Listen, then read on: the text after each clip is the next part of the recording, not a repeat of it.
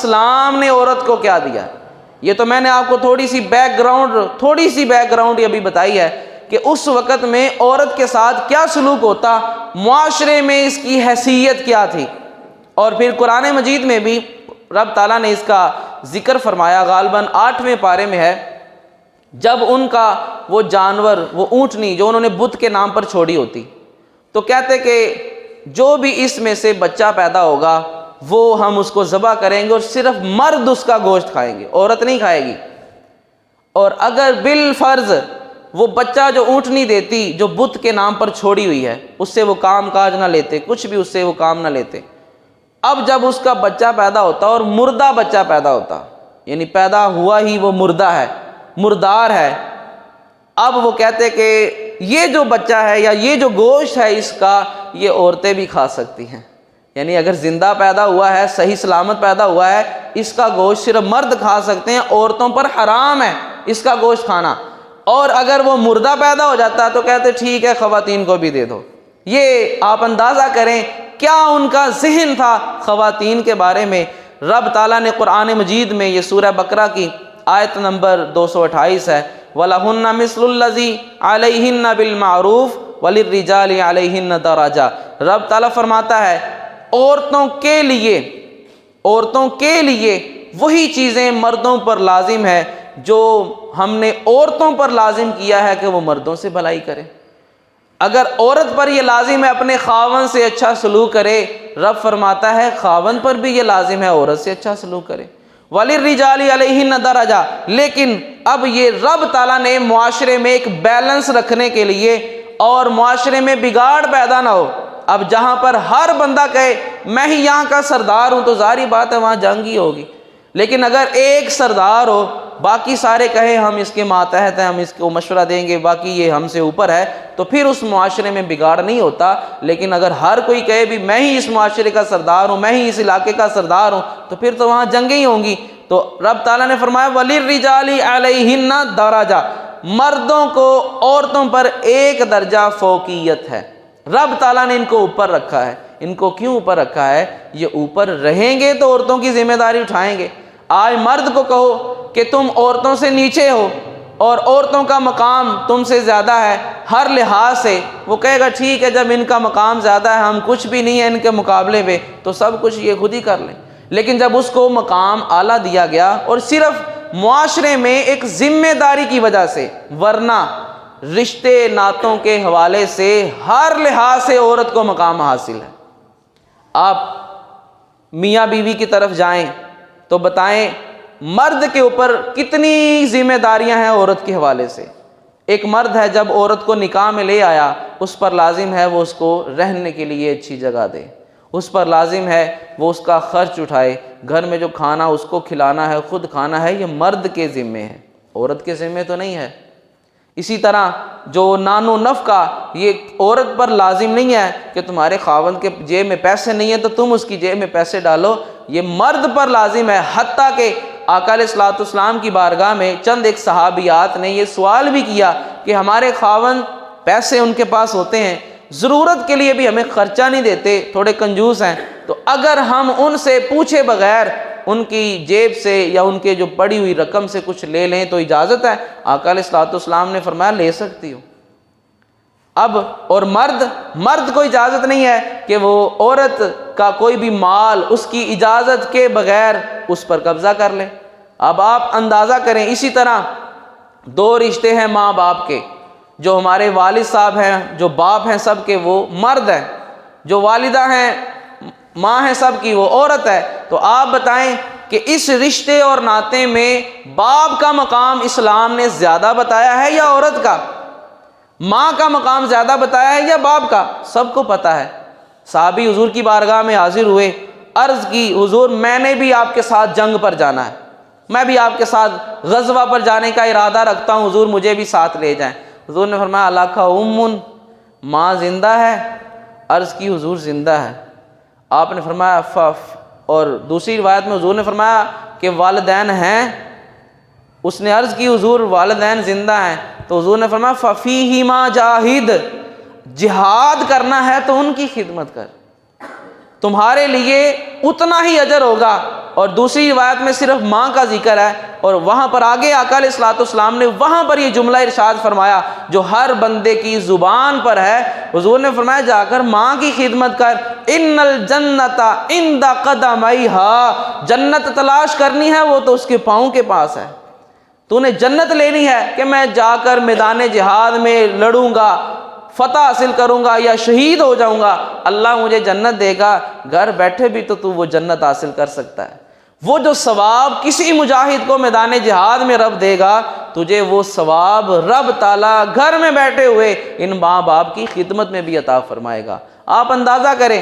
اور پھر ایک شخص نے عرض کی حضور ماں ہے باپ ہے، کون ان میں سے زیادہ حقدار ہے کہ میں اس کے ساتھ نیکی کروں؟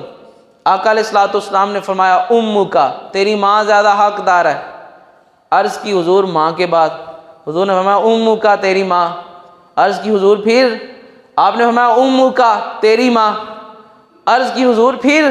چوتھی مرتبہ حضور نے فرمایا ابو کا، پھر تیرا باپ آتا ہے۔ اب کسی باپ نے تو احتجاج نہیں کیا۔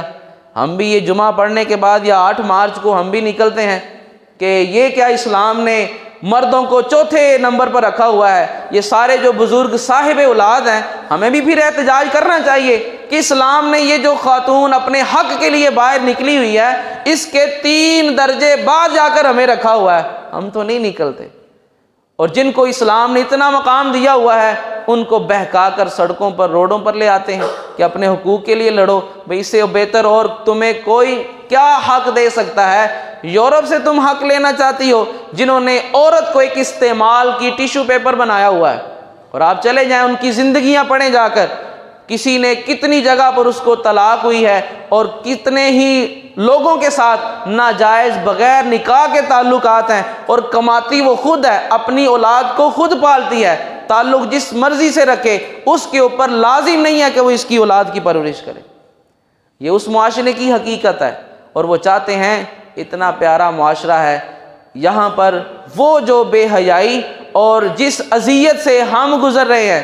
اب آپ مجھے بتائیں آقا علیہ الصلوۃ والسلام کے دور میں یا صحابہ کے دور میں یا تبع تابعین کے دور میں، آپ مجھے بتائیں اسلام کا اتنا لمبا دور ہے اور 1400 سال 1450 سال میں اتنی خلافتیں آئی ہیں، خلافت راشدہ ہے، خلافت بنو امیہ ہے، خلافت عباسیہ ہے، خلافت عثمانیہ ہے، اتنی خلافتیں آئی ہیں۔ آپ مجھے ذرا ان کی ہسٹری پڑھ کے یہ بتائیں کتنے خلفاء ایسے آئے جنہوں نے اپنے شہروں میں اولڈ ہاؤس قائم کیے ہو، جنہوں نے اولڈ ہاؤس بنائے ہوں، اور جن کا ماں باپ کا کوئی پوچھنے والا نہیں ہے ان کے لیے انہوں نے اولڈ ہاؤس بنائے ہوں۔ نہیں، یہ اسلام نے ہمیں درس ایسا دیا ہوا ہے، اگر بالفرض ایک بندہ ہے، بی بی ہے، اس کی اولاد فوت ہو گئی یا اولاد ہے ہی نہیں، رب تعالیٰ نے تو قانون ایسے بنائے ہوئے ہیں، ان کی جو بوڑھے اور بزرگ ہیں ان کی عزت کی قدر اتنی رب تعالیٰ نے رکھی ہوئی ہے، ثواب اتنا رکھا ہوا ہے،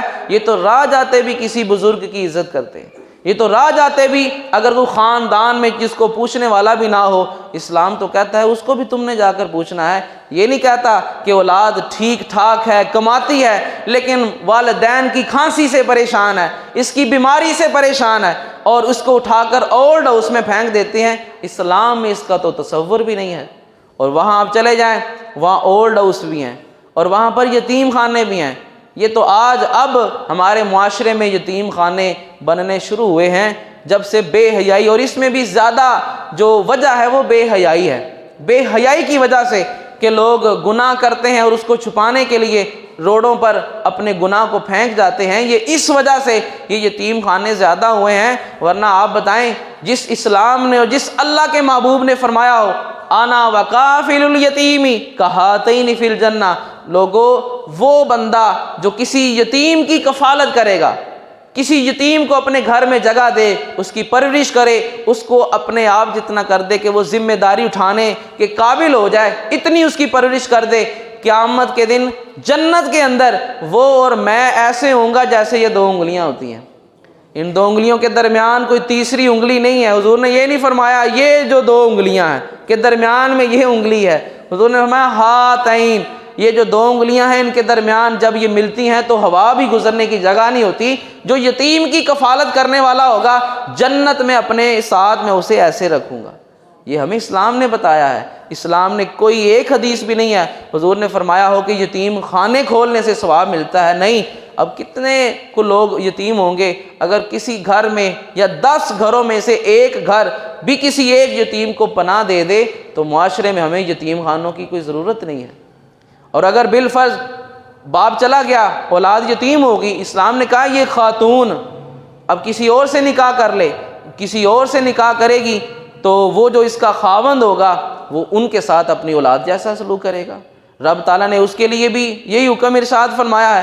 آپ اندازہ کریں. اور پھر آج جو یہ ہماری ہی مائیں بہنیں بیٹیاں ہیں، ہم ان کو گالی تو نہیں دے سکتے، ان کو بہکایا گیا ہے، ان کی غلط تربیت کی گئی ہے اور اس میں کہیں حد تک قصور ہمارا بھی ہے.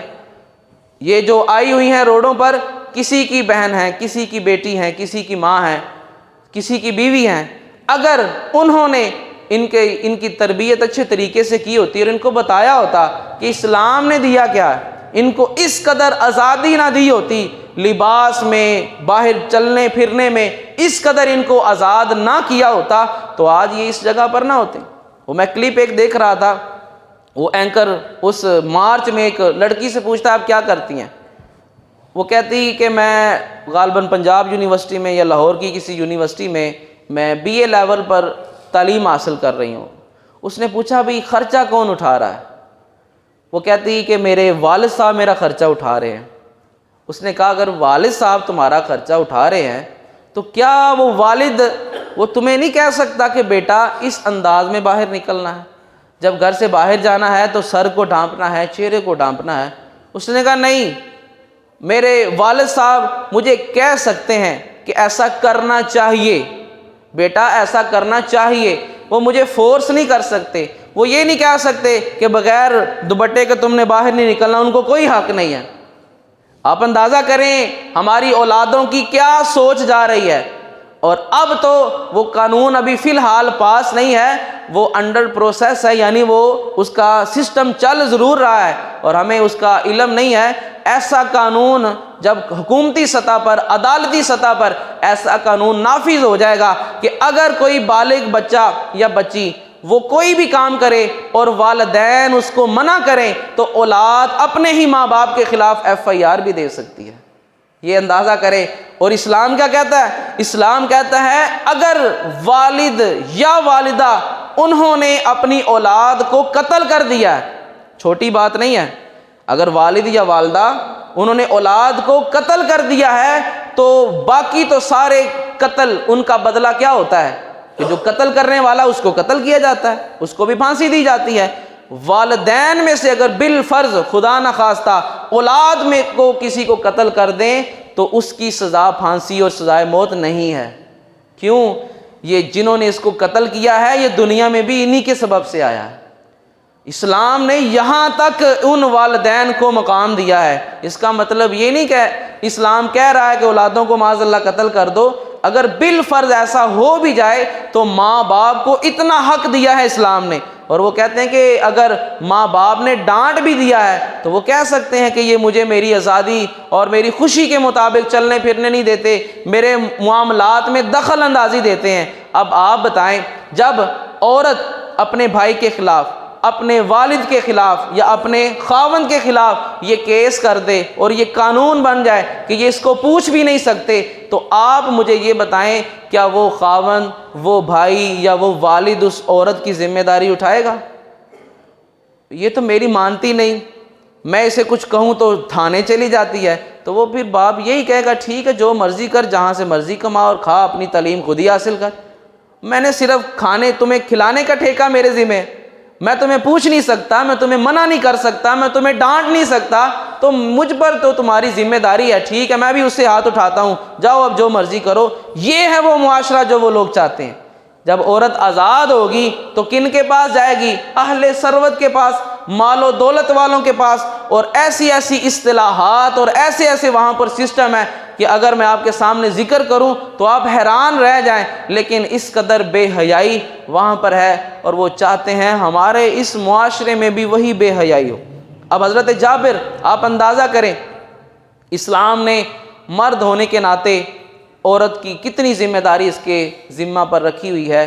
حضرت جابر رضی اللہ تعالی عنہ مشہور صحابی ہیں، صحیح مسلم کی روایت ہے، کسی غزوہ پر جنگ کے موقع پر آقا علیہ الصلوۃ والسلام کے سامنے جب ہوئے تو آقا علیہ الصلوۃ والسلام نے فرمایا انکحت، اے جابر تو نے نکاح کر لیا ہے؟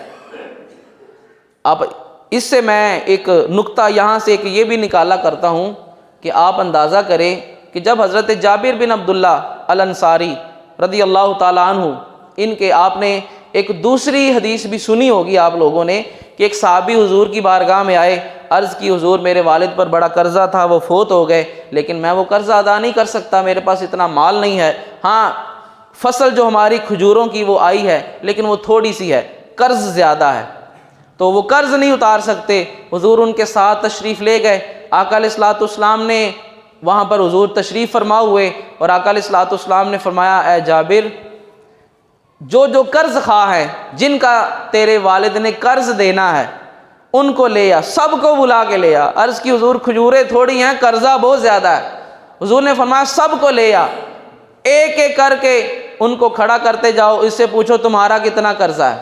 مثال کے طور پر 50,000 اس کا قرض ہے تو تمہارا جتنا قرض ہے 50,000 کا، اس کو 50,000 کے مطابق جتنی کلو کھجوریں بنتی ہیں اس کو تول کے دے دو۔ اب قرض خواہ جو تھے ان کو کھجوریں دی جا رہی ہیں اور سب کا قرض اتر گیا۔ حضرت جابر فرماتے ہیں کھجوریں اتنی کی اتنی ہی تھی۔ اب یہ وہ صحابی ہیں حضرت جابر بن عبداللہ الانصاری۔ آقا علیہ الصلوۃ والسلام پوچھ رہے ہیں جابر تو نے نکاح کر لیا ہے؟ عرض کی حضور ہاں نکاح کر لیا۔ میں یہاں پر ابھی حدیث آگے ہے، میں یہاں پر یہ ایک بات کہا کرتا ہوں کہ وہ غریب صحابی تھے، ان کے پاس اتنی طاقت نہیں تھی کہ وہ اعلیٰ خرچہ کر کے اعلیٰ انتظامات کے ساتھ نکاح کر لیں، اور جب انہوں نے نکاح کر لیا آپ اندازہ کریں کہ کتنی سادگی سے کیا ہوگا کہ حضور کو بھی نہیں بلایا۔ ہم اگر نکاح کریں ہماری کوشش ہوتی ہے کہ اگر 4 بندے بھی ہوں تو ہم کہتے ہیں کہ جو معتبر یا کوئی نیک بندہ ہے، ہم میں کوئی بزرگ ہیں ہم میں سے خاندان کے، چلو یار 4 بندے ان بزرگوں کو اس میں شامل کر لو۔ اب بتائیں صحابہ کے دور میں آقا علیہ الصلوۃ والسلام سے بڑھ کر کون پیر اور کون بزرگ تھا؟ آپ اندازہ کریں کہ اس معاشرے میں اگر نکاح کی ضرورت پیش آتی، کسی کے پاس اتنی طاقت نہ ہوتی تو وہ 2-4 گواہ بٹھا کر بھی نکاح کر لیتے اور کسی کو بلانا اتنا ضروری نہ سمجھتے۔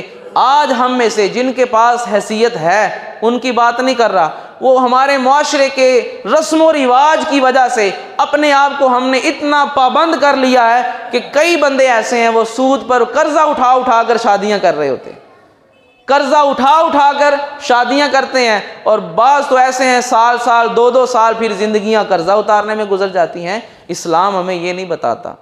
آپ نکاح کی عمر میں پہنچ کے نکاح کرنا چاہتے ہیں تو جتنی آپ کی حیثیت ہے اتنی حیثیت میں رہ کر آپ نکاح کریں۔ اب آپ اندازہ کریں حضور کو بھی نہیں بتایا، آقا علیہ الصلوۃ والسلام کے سامنے ہوئے تو محسوس ہوا، آپ نے پوچھا نکاح تھا جابر نکاح کر لیا؟ عرض کی حضور ہاں کر لیا۔ حضور نے پوچھا سیبن ام بکرن، کسی کنواری لڑکی کے ساتھ نکاح کیا ہے یا سیبہ کے ساتھ؟ سیبہ کی 2 صورتیں ہوتی ہیں، یعنی وہ عورت جو شادی شدہ ہو پہلے سے، یعنی اس کو طلاق ملی ہو یا بیوہ ہو چکی ہو، عربی میں اس کو سیبہ کہتے ہیں۔ کہ تم نے کنواری اسے کہتے ہیں جس نے کبھی کسی کے ساتھ نکاح نہ کیا ہو، اور اگر اس کو طلاق ملی ہو یا بیوہ ہو چکی ہو اس کو سیبہ کہتے ہیں۔ اب حضور نے پوچھا بکرن ام سیبن، باکرہ ہے کنواری ہے یا کسی شادی شدہ خاتون سے جس کو پہلے طلاق ہو یا بیوہ اس سے نکاح کیا ہے؟ عرض کی حضور سیبہ سے کیا، یعنی اس کا پہلے بھی اس کی شادی ہوئی تھی۔ آقا علیہ الصلوۃ والسلام نے فرمایا بھی تم جوان ہو، تم بھی کنوارے تھے، جوان ہو تو چاہیے تو یہ تھا کسی کنواری کے ساتھ تم بھی شادی کرتے۔ اب آپ اندازہ کریں یہ وہ تربیت تھی جو حضور کی، اور آج بھی باپ کے بعد بہن کی نکاح کے لیے، شادی کے لیے یا بہن کے لیے سب سے زیادہ باغ دوڑ کرنے والا اس کا بھائی ہوتا ہے۔ یہ رشتے ناتے ان کی قدریں کم کی جا رہی ہیں، ان کی قدریں ختم کی جا رہی ہیں۔ حضور نے فرمایا کہ کسی کنواری کے ساتھ تو نکاح کرتا۔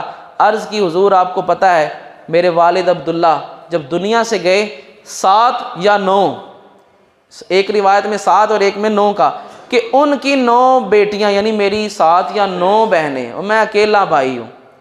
اب میں اگر کسی کنواری کو لے کر آتا جس کو ابھی گھر کے طور طریقوں کا اتنا نہیں پتہ ہوتا، کہ جس کو گھر چلانے کا اتنا نہیں پتہ ہوتا، تو میری جو بہنیں ہیں وہ بھی کنواریاں ہیں، وہ بھی بچیاں ہیں، ابھی ان کو اتنا پتہ نہیں ہے، اگر میں کنواری گھر میں لے کر آتا، اس کو بھی اتنا پتہ نہ ہوتا، وہ میری بہنوں کی صحیح طرح سے تربیت نہ کر سکتی۔ حضور میں نے اس لیے سیبہ کے ساتھ نکاح کیا ہے جس نے گھر کے معاملات کو جو سمجھنے والی ہوگی، کیونکہ اس نے کچھ عرصہ گزارا ہوگا، اس کو پتہ ہوگا گھر کیسے چلاتے ہیں، گھر کے معاملات کیا ہیں۔ حضور میں نے اس لیے سیبہ سے نکاح کیا ہے تاکہ وہ میری بہنوں کی صحیح طرح سے تربیت کر سکے۔ آپ اندازہ کریں، آج اگر کوئی جوان ہو، اس کے پاس طاقت ہو، اس کو کنواری لڑکیوں کے بھی رشتے آتے ہوں، لیکن بہنوں کے لیے اتنی بڑی قربانی دیتا ہے کوئی؟ یہ کس نے قربانی دینے کا جذبہ ایک مسلمان کو دیا ہے؟ یہ اسلام نے ہی دیا، کہ میری 7 یا 9 بہنیں ہیں، میں نے ان کی خاطر اپنی جوانی کی یہ قربانی دی ہے کہ میں نے کسی کنواری کے ساتھ نکاح نہیں کیا، میں نے کسی سیبہ کے ساتھ نکاح کیا ہے۔ یہ وہ اسلام نے عورت کی ذمہ داری اور عورت کو مقام دیا ہوا ہے، حتیٰ کہ آقا علیہ الصلوۃ والسلام نے فرمایا، جو ہم حدیث پاک اکثر پڑھا سنا کرتے ہیں، کہ جس کی 3 بیٹیاں ہوں یا 2 ہوں، ان کی اچھی تربیت کرے اور پھر ان کا نکاح کر دے، ان کی ذمہ داری سے سب دوش ہو جائے، بری ذمہ ہو جائے، تو آقا علیہ الصلوۃ والسلام نے فرمایا کہ وہ جو اس کی بیٹیاں ہوں گی وہ اس کو جہنم میں جانے نہیں دیں گی۔ اور اسی دوسری روایت میں آقا علیہ الصلوۃ والسلام نے بیٹیوں کے ساتھ بہنوں کا بھی ذکر کیا ہے۔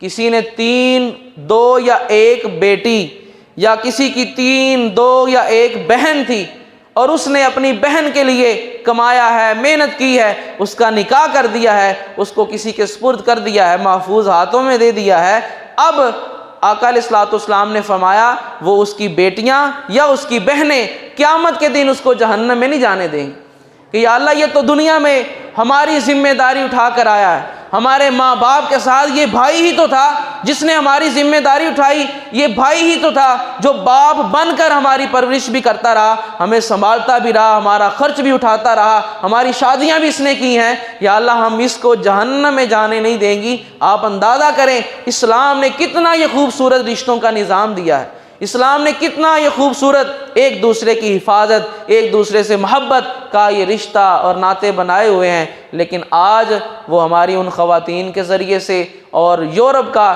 جو لبرلزم کا جو ایجنڈا ہے ان کے ذہنوں میں ڈال کر ان رشتوں ناتوں کی جو پاکیزگی ہے اسے ختم کیا جا رہا ہے۔ یہ جو اسلام نے عورت کو مقام دیا ہوا ہے کہ یہ گھر میں بیٹھی ہے، باہر اس کا خاوند ہے، باہر اس کا باپ ہے، باہر اس کا بھائی ہے یا باہر اس کا بیٹا ہے، اس بیچارے نے صبح سے شام تک کسی کی گالی بھی سننی ہے، کسی مالک کے تھپڑ بھی کھانے ہیں، لیکن شام کو گھر میں اس کو آ کر اس نے کھانے کے لیے اس کی ذمہ داری اس نے ضرور اٹھانی ہے۔ وہ چاہتے یہ ہیں یہ خود گھر سے نکلے، یہ خود کمانے کے لیے جائے، اور جب یہ خود کمانے کے لیے جائے گی، کسی سیٹھ کے پاس جائے گی، تو اس کی ہوس تو تبھی پوری ہوگی جب یہ ضرورت مند ہوگی، اس کی ہوس تو اہل ثروت کی، مال و دولت والوں کی ہوس تو اس عورت سے تبھی پوری ہوگی جب یہ لاچار اور مجبور ہو کر ان کے قدموں میں جا کر گرے گی، پھر اس کی ضرورت پوری کرنے کے لیے وہ اس کا فائدہ اٹھائیں گے۔ کوئی سر پر ہاتھ رکھ کر بہن کہہ کر تو ہر کوئی ایسا کرنے والا نہیں ہوتا،